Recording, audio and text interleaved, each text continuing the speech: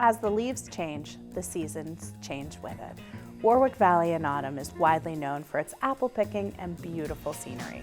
On this episode of In the Valley, we'll fall into a story that flips the script of Warwick's outlook on the season.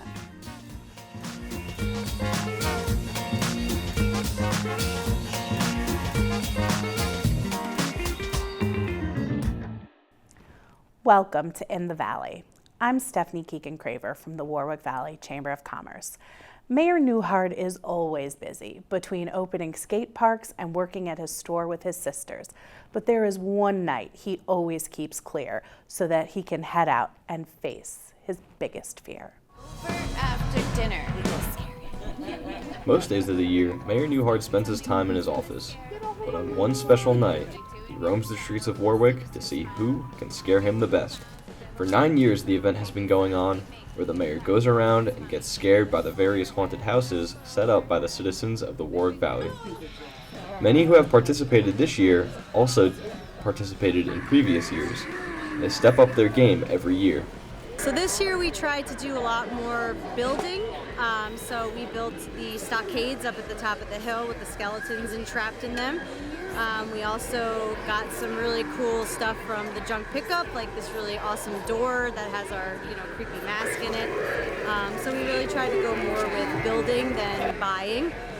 So I think we're going to try and build on that moving forward from every year. The people love to take on the challenge to scare the mayor every year and try and win. Many keep participating even after they've already won. I've been doing this for about 7 years here. I've worked at a haunt for close to 20. The mayor does in fact get scared easily, but many wonder, is this just a one-time thing, or does he get this scared on a regular basis? The mayor is not usually this jumpy in the office, but once a year, around Halloween, when we hold this contest, Scare the Mayor, it is fun to see him jumpy and squirmy. The town, along with volunteers, work diligently every year to keep the tradition alive. Well, it's a tradition, but more importantly, we love to see people really go all out and scare the mayor. It's very creative, it's very artistic, and it's a lot of fun. This amazing yearly tradition is loved by the mayor, village trustees, and the judges, and everyone else who is involved. To check out these houses yourself, the Warwick If You Dare self-guided tour map can be found on the villageofwarwick.gov website. Hey, good looking. All the houses were amazing in their own ways, but by unanimous votes, the judges decided the winners were first place, Gareth Harkness, Welling Avenue, second, Cuomo, William Close, and third, Santiago, West Street. As Halloween transitions into Thanksgiving, a certain type of decoration isn't just crafty, it's edible, and everyone is searching for the perfect type. But the definition of perfect might not be what you expect. On this October afternoon, families were out on a mission to find the perfect pumpkin. But what makes a perfect pumpkin? The answer, it turns out, is as different as the pumpkins themselves. Now I just look for the perfect shape. I don't need the biggest pumpkin because I got to carry it all the way back. Now it's more about just looking like an authentic pumpkin. Perfect size pumpkin, I'd say. Not too big, not too small, medium size. For many, the search begins with a specific checklist. They're looking for a classic pumpkin, a pumpkin that looks like it rolled right out of a storybook, but without the help from the fairy godmother. Put them together, and what have you got? Bibbidi-bobbidi-boo. I've always just loved a nice big orange pumpkin with a nice good stem, and it's just a clean, good pumpkin. I'm looking for the most orange pumpkin. I don't want any green. I want as bright of an orange as possible, and I want them to try to be as round as possible. But while many search for a flawless pumpkin, others discover that perfection can be found in the unexpected. Yeah, imperfect pumpkins sometimes are the best pumpkins. Ones with some of the warts and stuff, they're cool. Yeah, I've picked up pumpkins that not perfect, not what I was exactly looking for, but you make it work. And that leads to the realization in the pumpkin patch, the perfect pumpkin isn't about its shape, size, or color.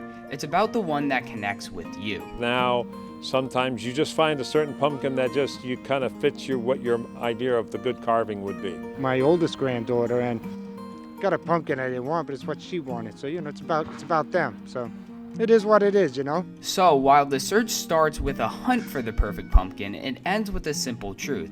The perfect pumpkin is the one you choose, the one that makes a child happy, the one that sparks a creative idea, or the one that just feels right. In the end, every pumpkin has the chance to be the perfect one. From WVTV, I'm William Bowler. Back to you in the studio. A great reminder that the perfect pumpkin isn't always the flawless one, but the one that creates an unforgettable memory or just brings family bits of joy. When we come back, we'll be joined by someone who is dedicated to helping you look and dress the best, so much so that she owns 2 businesses.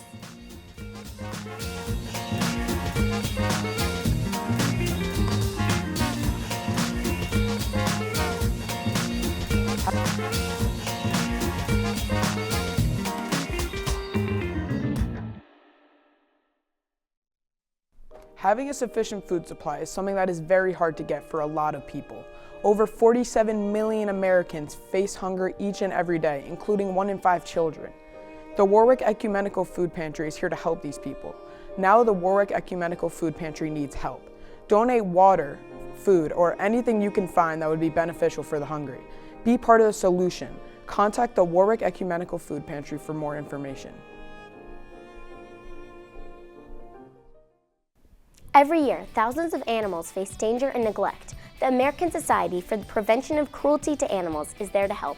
Studies show that with increased support, cases of animal neglect have decreased by 30%. With your support, we provide shelter, medical care, and forever homes. ASPCA has a higher chance of improved health outcomes than most. Join us, volunteer, donate, and change a life today. Be a hero for animals. Visit aspca.org to learn how you can help. Welcome back to In the Valley. Joining me is Barb Sullivan. Thanks for being here. My pleasure. You are one of the most long-standing business owners in Warwick. Tell us about your journey. My journey started 35 years ago when I was asked if I wanted to share space with a business called Victorian Treasures, which is currently housing the Village Bungalow. And I was an interior designer, and I had half the space, and I did my drapery business and furniture sales out of that little sweet store 35 years ago. Wow. So now you own 94 Pilates and Hip and Chic, which are 2 very different businesses. Correct. So do you find this challenging? I think once you're a business owner, you are using the same skill sets. You are just learning to work with different personalities within the industries that you're working with. So Hip and Chic, I am dealing with clients that are coming in on a daily basis to either purchase a cute dress or a cute purse or gifts, where with 94 Pilates, we're dealing with clients that are there for their health. So both of them require the same business skill sets. They just require a different set of skills necessary to talk to them differently. That's awesome. So Hip and Chic is so well curated and truly has something for even the pickiest of people. How do you choose that merchandise? That's a good question. I attend a minimum of 6 up to 10 trade shows a year. I go anywhere from New York City to the Javits Center, as far as Texas, California, and I spend a lot of time at the Vegas trade show, which has a very silly name called the Magic Show. But that is where over 3,000 vendors are under one roof, and we spend 2 to 3 days walking aisles, curating goods, deciding whether or not it fits my particular clientele. We learn what the trends are, we learn what the colors are, but we're forecasting 6 to 9 months in advance. So for every season that we're purchasing for, we are actually purchasing 6 months minimum in advance. So we're hoping that chocolate brown, which is the color of the season, was in fact the color that we purchased 6 months prior. Wow, that's intense. It's a lot of travel. It's really fun though. The gift side, I always say the gift side of the business is a lot more fun. They're beautiful booths and beautifully displayed. Going to a clothing store is like going to a giant closet. So you're just racking through all of these outfits and blouses and pants, and one whole aisle could be 600 vendors of denim jeans. Wow. So that becomes a little overwhelming and intimidating. So you really have to know your business and who your client is. Yeah, that makes sense. So 94 Pilates recently moved locations. That must have been an arduous process, considering the Pilates reformers are not small. Actually, I have to say it was not that difficult, and the reason was it was very well executed and we had time to plan it. So we knew when we were moving that we had almost 45 days to plan the move. So we were able to make sure that the space was newly painted and refreshed. We were able to secure a moving company so that way everything could happen within one day. We literally held Pilates classes on Thursday till 11:30, had the moving company come in, unload and set everything up on Friday, and we were ready for classes on Saturday morning. Wow. So it was really a matter of just being extremely well prepared, and I think that's what business is being very clear of details matter. And that's really what it comes down to, is being well prepared, anticipating the unexpected. And so we try to do that to the best of our ability. Yeah. So you've been here for 35 years. Oh, don't make me feel, that sounds Since very you're old. 4 years old. Yes, yes, that's great. Thank you, I'll take that. Yes. How have you seen Warwick change in that time frame? Oh, Warwick has changed exponentially in 35 years. When I first started, Main Street was just starting to become Main Street. Railroad Avenue did not even exist other than some 3 or 4 very small businesses. It was dirt. There was no green back there. It wasn't called Railroad Green, it was called Railroad Avenue. And that was because it was initially a train station that ran through here. So in the last 35 years, I think a great amount of that credit goes to yourself and to your predecessors, and that the Chamber of Commerce became very active in creating a destination for people within a 90-mile radius to come to. And I can say that it has been a blessing, and it's outstanding the work that the Warwick Valley Chamber of Commerce has put in, that the Merchant Guild and Merchant Guild Collective, which originally I had started 35 years ago with a few other businesses, Forever Jewelers, Peck's Liquors, and to see how Apple Fest is probably one of the primary reasons that Warwick has become a destination not only for shopping and dining, but for living. Yeah. Many people come into my store and say, I found this town because of Apple Festival, and thought this is charming. It looks like it's right out of a Hallmark movie. Yeah.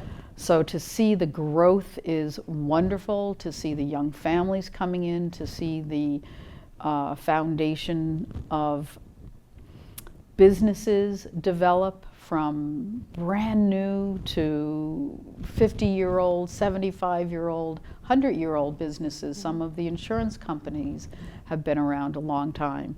So it's really, it's a great place to work and play. Yeah, I agree. So you not only sit on the board of the Chamber, you co-chair our Merchants Collective, but you also sit on the board for the St. Anthony's Community Hospital, and you bring a little event called Winding Through Warwick to us. Can you tell us about that?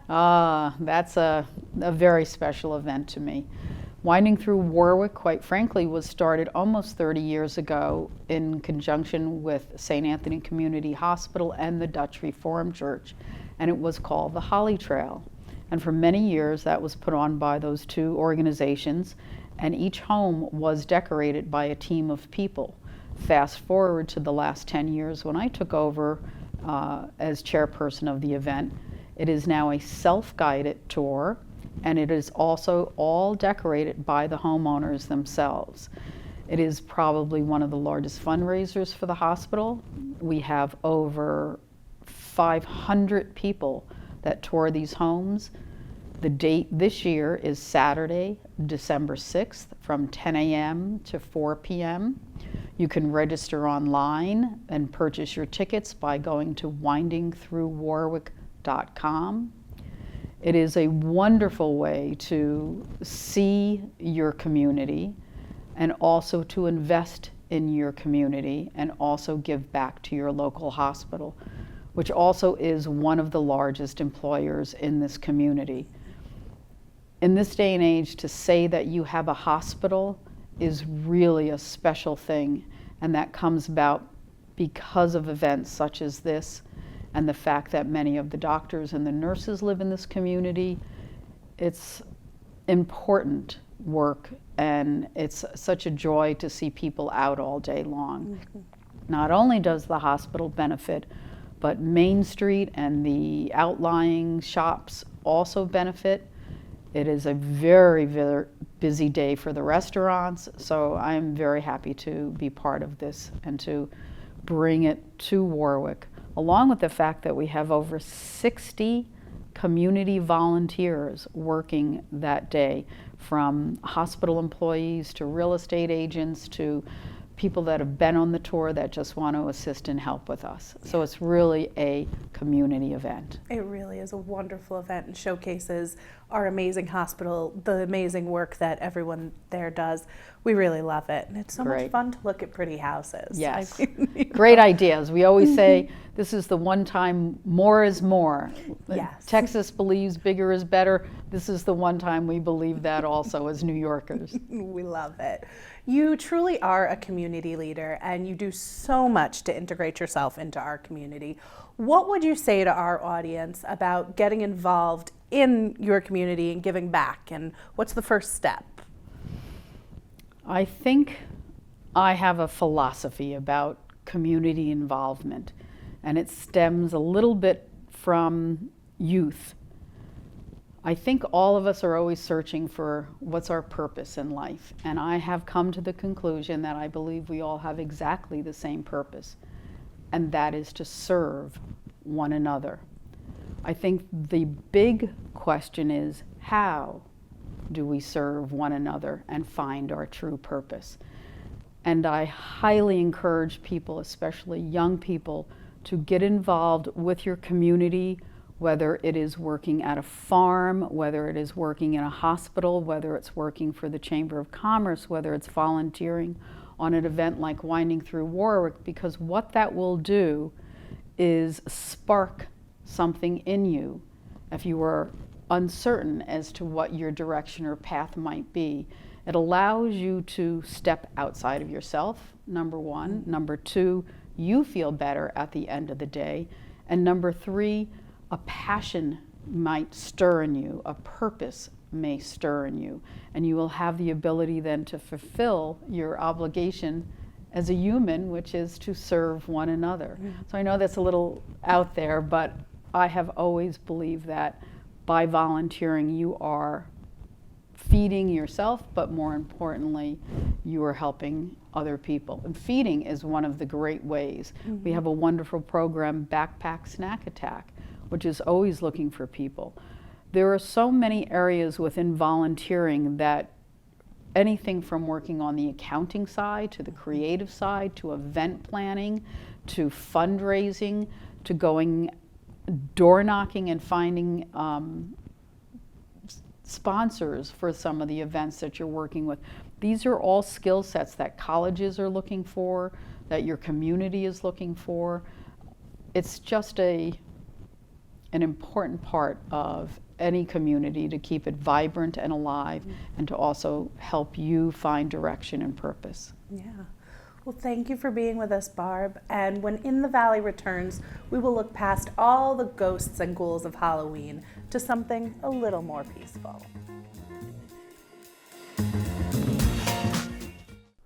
Each day, more veterans feel the effects of trying to adjust to regular civilian life. More than 77% of warriors experience PTSD, with more than half citing moderate to severe symptoms. That's why the Wounded Warriors Project are there to support them. And Wounded Warriors Project needs your help. Participate in events, host a fundraiser, give back to those who gave up so much to us. Help a warrior, empower veterans, involve yourself with the Wounded Warriors Project.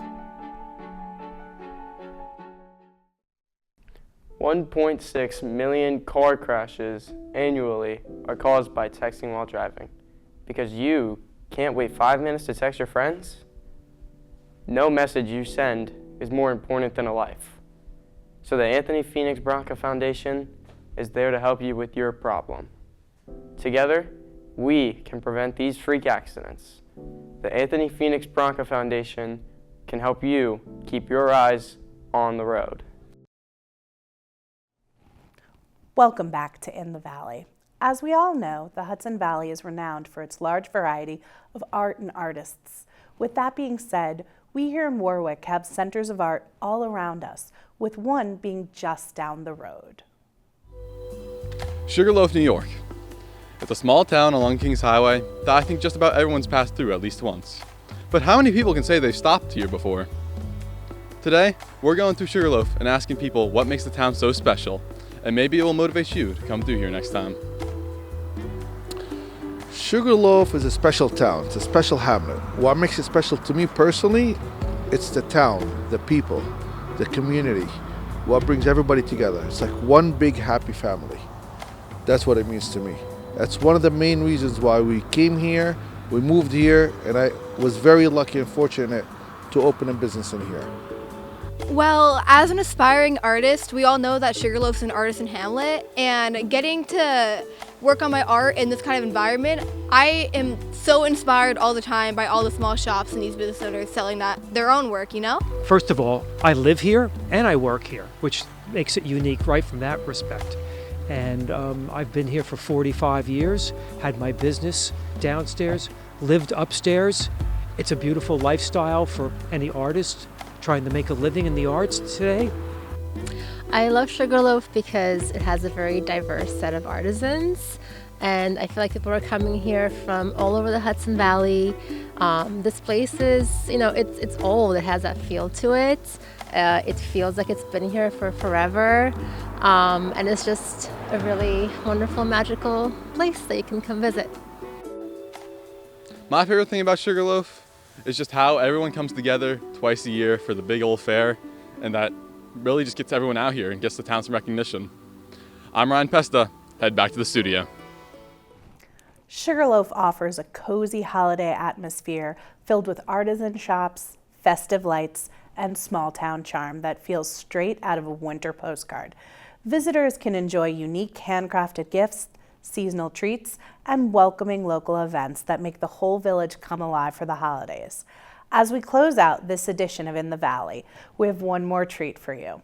While the Warwick Valley is famous for its orchards and historic villages, its greatest treasure might be the nature that surrounds us every day. For In the Valley, I'm Stephanie Keegan-Craver. We look forward to seeing you again next time.